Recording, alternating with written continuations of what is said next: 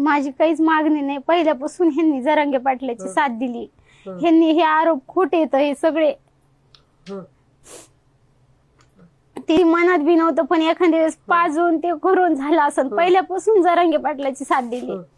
पहिल्यापासून एकदम बैलगाडी वडीत नेली. ह्यांनी कधीच साथ नाही सोडली. आम्ही जेलमध्ये होतो त्यावेळेस म्हणायचे जरांगे पाटलाला काही बोलू नका, काही बोलू नका. ह्या पिऊन पाजून त्यांची पिण्याचा ना त्यांना पाजून महिनाभर असं नुसतं दारू पाजित होते. महिन्यात त्यांना असं भंग करून टाकलं. घरच्याची मया नाही ठेवली, कधी कुणाचं ऐकून नाही दिलं. तसं कधीच मनात नव्हतं, पण आता दारू पाजून एखाद्या वेळेस शब्द चुकत असते त्याची मी काय गॅरंटी देऊ, पण त्यांच्या मनात तसं कधीच नव्हतं. त्यांना खोटे आरोप झाले त्यांच्यावर. मुलावर माझा आरोपच केलाय. असं ते सर्व त्याचं सर्व जरांगे पाटलाच आहे सगळं. सर्व ते जरांगे पाटला कोणच बोलवते तेव्हा असं कोणाचं हे करीत नाही. गाडी बायला सगळं त्यांनी वडीत नेलं. एवढा एवढा मुलगा होता त्याचा तवा तो हापासून ते जरांगे पाटला संघच आहे. सुपारी नाही घेतली काय नाही माझ्या मुलांनी.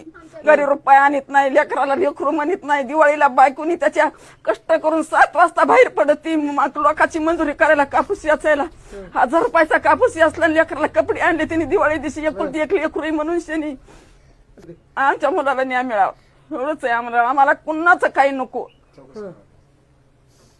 रुपयाची आशा नाही, फक्त माझा मुलगा सुखासुखी हे ठेवा.